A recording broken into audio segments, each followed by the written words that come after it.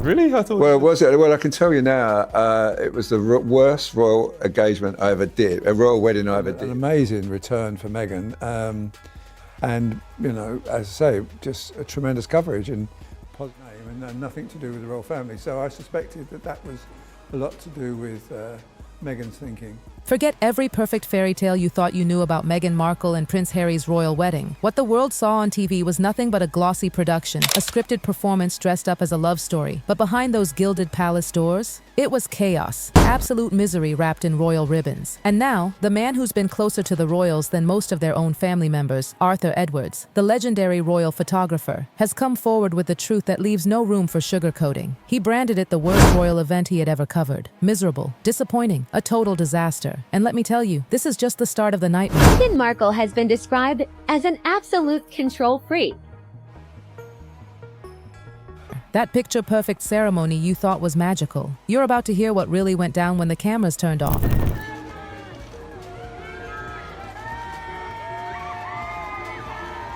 But before we dive headfirst into this royal train wreck, you have to understand who Arthur Edwards is. Because this isn't some tabloid writer or a bitter gossip columnist with an axe to grind. No, this man has been the royal family's eyes and lens for more than 4 decades. Arthur Edwards isn't just a photographer. He's been the photographer, the trusted lens of the royals since 1977. Think about that. He's photographed Charles and Diana's fairy tale wedding, the heartbreaking funeral of Diana, Charles and Camilla's union, William and Kate's iconic celebration, and even the births and christenings of future kings.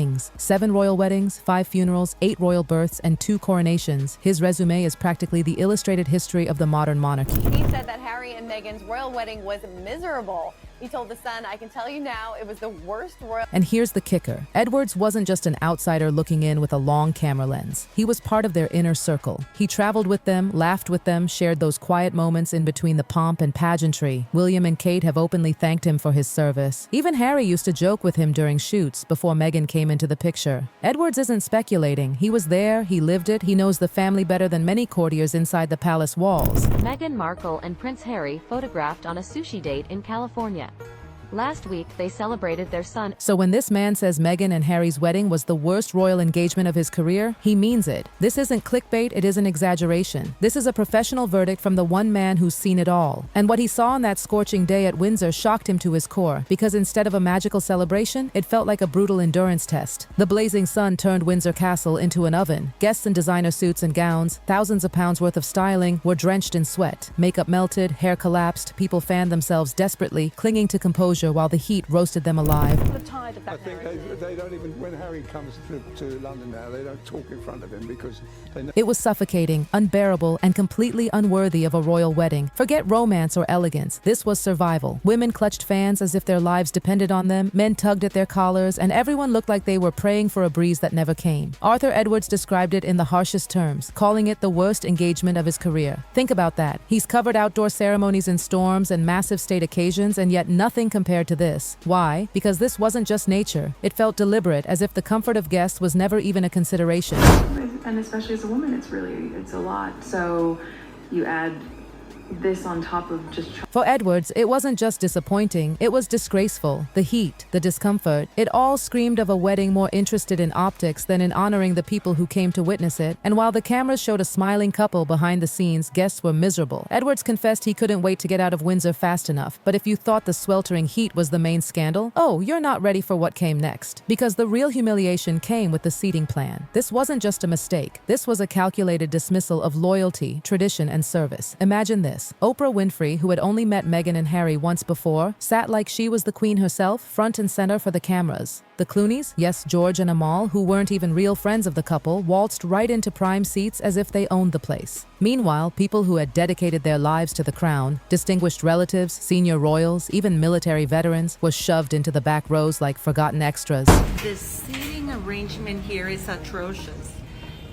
The Harry should have sat next. Arthur Edwards was stunned. It wasn't respect, it wasn't tradition, it was a circus, a showbiz spectacle where star power mattered more than family service. Arthur, who had covered weddings where every detail symbolized loyalty and order, suddenly found himself lost in the shuffle. He even joked he needed a GPS to find his seat, and when he finally did, his view was blocked. Decades of loyal service meant nothing. The whispers in the chapel were relentless. Guests were shocked to see family members disrespected while Hollywood elites posed for cameras.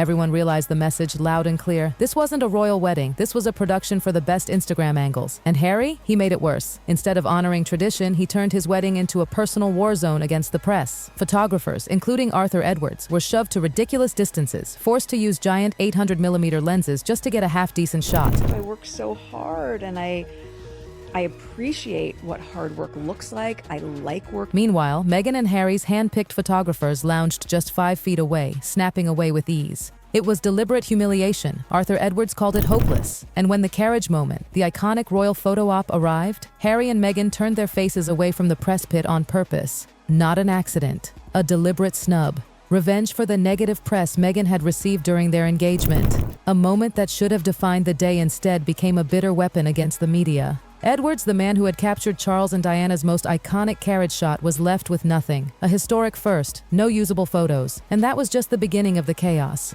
After Harry's deliberate snub of the press, the disappointment only snowballed. Guests who thought they'd finally get to enjoy a royal reception were in for yet another shock. Instead of the traditional grand banquets that had defined every royal wedding in living memory, Meghan and Harry served up finger food. Yes, you heard that right. Tiny canapes and delicate little bites that looked beautiful on glossy magazine spreads but did absolutely nothing to fill the stomachs of guests who had spent hours sweating in designer clothing under the Windsor sun. Imagine it. Distinguished figures of British society, aristocrats, military veterans, and family members who had carried the monarchy's weight for decades, reduced to nibbling on avocado toast squares and miniature macarons. People whispered in disbelief as they chewed through the so-called modern menu. Some even left early, openly frustrated. Others stayed, but not without rolling their eyes. Arthur Edwards couldn't believe what he was seeing. Compared to the lavish spreads at Charles and Diana's wedding or the sheer abundance at William and Kate's celebration, this felt insulting. It wasn't about modesty or saving money. The royal family had the resources for a feast. This was about image, how the food looked in photographs. Chic, minimalistic, trendy, but ultimately empty. Guests went home hungry, and the symbolism was impossible to ignore. Just like the seating, just like the press treatment, it was style over substance. A performance for the cameras, not a celebration for the people who actually mattered. And the most painful part? The collateral damage wasn't just the monarchy's reputation, it was the children. Edwards pointed out the tragedy. Archie and Lilibet would grow up separated from their heritage, denied the warmth of cousins, uncles, and grandparents. They would inherit isolation instead of tradition, a fractured family legacy instead of unity, all because their parents had chosen spectacle over substance. For Harry and Meghan, though, it worked. Every scandal, every burned bridge, every shocking revelation became currency. They turned chaos into content, heartbreak into headlines, and family drama into profit. Netflix deals, book contracts, podcasts, millions upon millions poured in. And it all traced back to that wedding at Windsor. That wedding wasn't a disaster by accident. It was their strategy. Arthur Edwards realized it too late. What looked like incompetence or chaos was, in fact, the launch of a brand. Meghan and Harry weren't trying to fit into the monarchy. They were trying to use it as a springboard, to catapult themselves out of it. They didn't want to preserve tradition. They wanted to disrupt it. They didn't want to join the monarchy. They wanted to exploit it. And every single uncomfortable guest, every insulted family member, every humiliated photographer was just collateral damage. From the outside, people thought the Windsor debacle was just a badly planned wedding. But Arthur Edwards, with his decades of insider knowledge, saw something much darker unfolding. This wasn't chaos. It was a blueprint, a calculated master plan disguised as a love story. Because suddenly, every baffling decision made sense. Why were Hollywood celebrities given front row seats over senior royals? Because the photos of George and Amal Clooney, Oprah, and Serena Williams sitting in Windsor Chapel would circulate globally. That wasn't coincidence, it was marketing. Why did Meghan and Harry weaponize their carriage ride against the press? Because those empty, snubbed photographs would later become ammunition, proof that they were victims of the cruel media. Why strip away centuries of tradition? Because it made Meghan and Harry look like revolutionaries, tearing down outdated customs to usher in a new royal era. Edwards realized he hadn't just been covering a wedding, he had been covering the pilot episode of a reality series, the Sussex brand launch. The fairy tale optics for the cameras were never meant for the family or the guests. They were meant for the global stage. And the genius, or the cruelty depending on how you see it, was that every act of defiance became content. Every protocol broken, every family member insulted, every photographer humiliated. It all became proof of their victim narrative. It was brilliant, if brutally cold. The heat, that sweltering misery was later folded into their narrative about how uncomfortable royal life was. The hostile treatment of photographers, that was repackaged into their story about media intrusion, the estrangement from family. That was spun as choosing freedom over duty. Piece by piece, they were building a brand on the rubble of Windsor Castle's traditions. And let's be clear, the plan worked. The wedding scandal fed perfectly into their Netflix docuseries. The carefully curated victimhood became the backbone of Harry's memoir Spare.